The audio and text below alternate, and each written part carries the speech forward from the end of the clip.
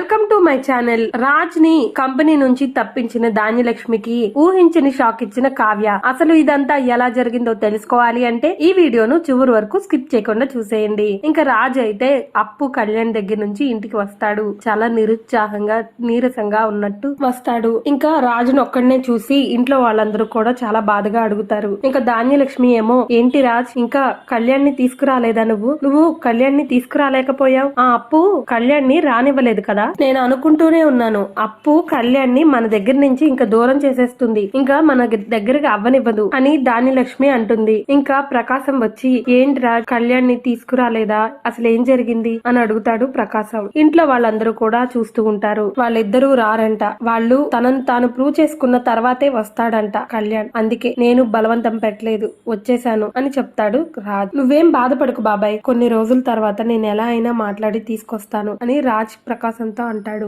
ఇంకా రాజ్ అలాగే గదిలోకి వెళ్లి కూర్చుని ఉంటాడు మౌనంగా. ఇంకా కళావతి వచ్చి, ఏంటి ఇంకా ఆఫీస్ కి వెళ్ళలేదు, ఆఫీస్ కి బయలుదేరరా అని అడుగుతుంది కావ్య. చూడు కళావతి, నువ్వు నాతో మాట్లాడుకు, అసలు నువ్వు నాతో నాకేం చెప్పొద్దు. అసలు నువ్వు రమ్మంటే ఎందుకు రాలేదు? మా మరిది మా కవిగారు అని అంటావు, ఇప్పుడు ఇంటికి తీసుకురావడానికి అసలు ఎందుకు హెల్ప్ చేయట్లేదు అని అడుగుతాడు రాజ్. ఇంకా కావ్య ఏమో, ఏంటండి మీరు కూడా అలాగే మాట్లాడతారు అందరిలాగా, కవి గారు తను ప్రూవ్ చేసుకోవాలి. కవి గారు అప్పుని తీసుకుని ఇంటికి వస్తే రోజుకో యుద్ధం చేయాలి. అది కాక కవి గారి కన్నా అప్పు ఇంకా చాలా రఫ్ గా హ్యాండిల్ చేస్తుంది. అలాంటిది ఇక్కడికి అప్పుని తీసుకుని కవి గారు వచ్చారంటే కవి గారిని ఇంకా ప్రశాంతంగా ఉండనిస్తారా? ఇంకా మీ పిన్ని అప్పుని ప్రశాంతంగా ఉండనివ్వరు. ఇలా రోజుకో పంచాయతీ జరుగుతుంది. అలాంటిది ఇప్పుడు ఇలాగా బయట ప్రపంచం తెలుసుకుంటేనే కవి గారు బతకగలరు. బయట బ్రతికి కష్టాలు పడితేనే తెలుసుకుంటారు. తనను తాను ప్రూవ్ చేసుకున్న తర్వాత, విజయం సాధించిన తర్వాత మనం వెళ్లి పిలవడం దేనికండి? తనకు తానే వస్తాడు. అప్పుడు మీరే కాదు అందరూ సంతోషంగా ఉండొచ్చు. అప్పుడు చిన్నత్తయ్య గారు కూడా అప్పుని అర్థం చేసుకుంటారు, ప్రేమగా చూసుకుంటారు. అందుకే కొంతకాలం వెయిట్ చేయండి. వాళ్ళిద్దరూ తన లైఫ్ లో సెటిల్ అయిన తర్వాత ఇంటికి తిరిగి వస్తే చాలా బాగుంటుందండి. అందుకే అంటున్నాను, కనీసం ఇప్పటికైనా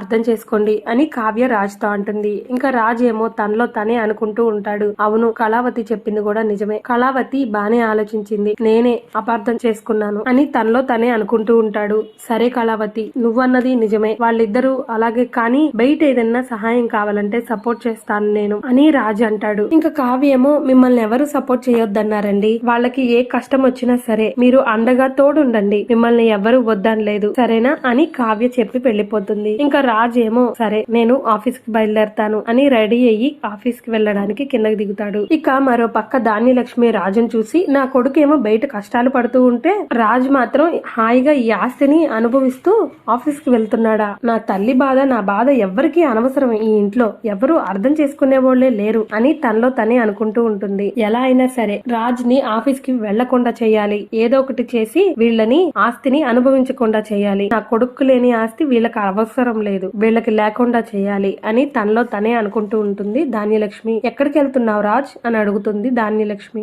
ఆఫీస్ కి పిన్ని అని అంటాడు రాజ్. నా కొడుకునేమో అలా బయట వదిలేసి మీరు మాత్రం హాయిగా ఆఫీస్ కి వెళ్తున్నారా? మీరు మాత్రం చాలా సంతోషంగా ఉన్నారు కదా రాజ్, నన్ను మాత్రం ఇంత బాధ పెడుతున్నారు, మీకు నా ఉసురు ఊరికినే తగలదు అని ధాన్యలక్ష్మి తిడుతుంది. ఇంతలో అపర్ణ వచ్చి, ఎందుకు ధాన్యలక్ష్మి నా కొడుకుని తిడుతున్నావు? నీ కొడుకు రాను అంటే వాడేం చేస్తాడు? నీ కొడుకు నీ గురించి తెలుసు కాబట్టి రాను అని చెప్పాడు, నువ్వు ఎక్కడ అప్పుని బాధ పెడతావో అని, అంతేగాని వాణ్ణెందుకు అంటున్నావు? చూస్తూ ఊరుకుంటున్నాను కదా అని ఏది అంటే అది అంటే నేను ఊరుకోను సరేనా అని అపర్ణ అంటుంది ధాన్యలక్ష్మికి. ఇంకా ఇంట్లో వాళ్ళందరూ చూస్తూ ఉండగానే ధాన్యలక్ష్మి అడుగుతుంది, అయితే ఈ ఆస్తిని ముక్కలు చెయ్యండి, మా భాగం మాకు ఇచ్చేయండి అని అడుగుతుంది ధాన్యలక్ష్మి. ఒక్కసారిగా అందరూ షాక్ అవుతారు. చూడు ధాన్యలక్ష్మి, ఈ ఇంటి గురించి తెలిసి మాట్లాడుతున్నావా తెలియక మాట్లాడుతున్నావా? ఈ ఆస్తిని ముక్కలు చేయమంటావేంటి? అది అసలు ఎప్పటికీ జరగదు. ఈ ఇంట్లో అందరూ కలిసి ఉండాలని కోరుకుంటే దుగ్గిరాల కుటుంబం ఇలా జరుగుతుందని తెలిస్తే మన ఇంటి పరువేం కావాలి? పిచ్చి పిచ్చిగా మాట్లాడకు, లేదంటే నిన్ను కూడా వెళ్ళగొట్టాల్సి వచ్చింది అని సీతారామయ్య అంటాడు.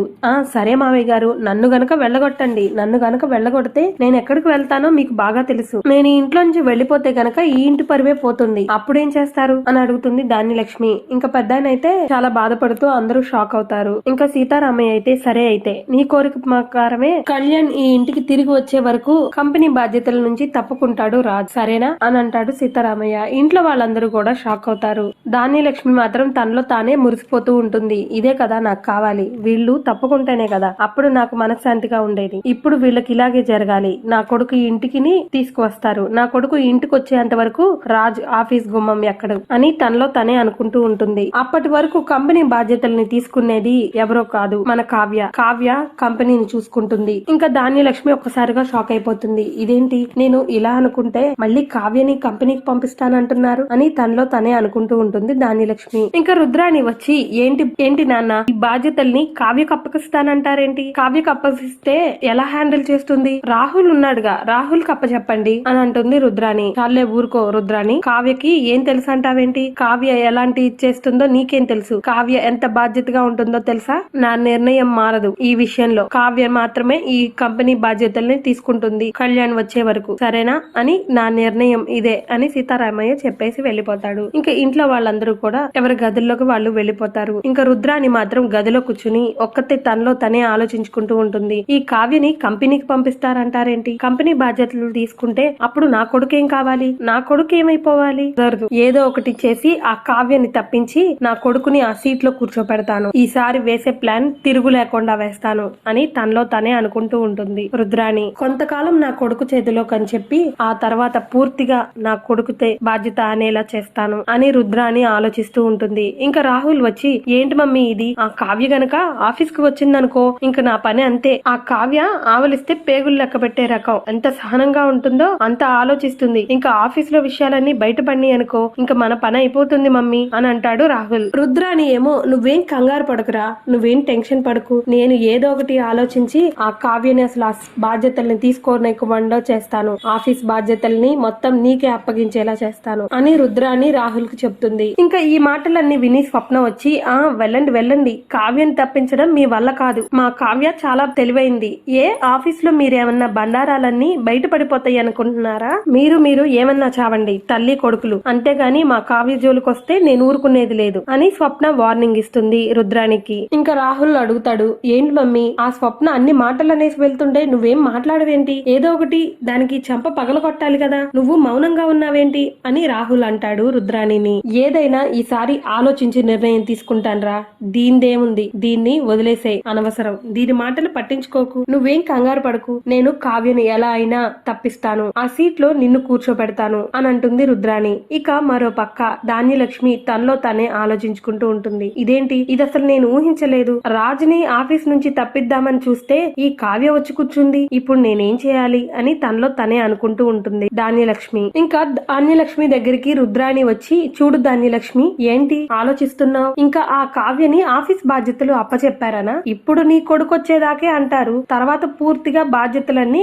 కావ్యకే అప్పచెప్తారు, అప్పుడేం చేస్తావు? నువ్వు నేను ఏమీ మాట్లాడలేము, నన్నంటే ఈ ఇంట్లో తీసి పారేసినట్టు మాట్లాడతారు, కానీ నువ్వు చేయగలవు కదా, నువ్వే ఏదో ఒకటి చేసి నీ కొడుకుని ఇంటికి రప్పించుకుని ఈ ఆస్తిని కాపాడుకో అని రుద్రాణి రెచ్చగొడుతుంది ధాన్యలక్ష్మిని. రాబోయే కాలంలో ఇలాగే జరగాలి అనుకుంటే మరిన్ని అప్డేట్స్ కోసం మా ఛానల్ ను సబ్స్క్రైబ్ చేసుకోండి, పక్కనే ఉన్న బెల్ ఐకాన్ ను ట్యాప్ చేయండి.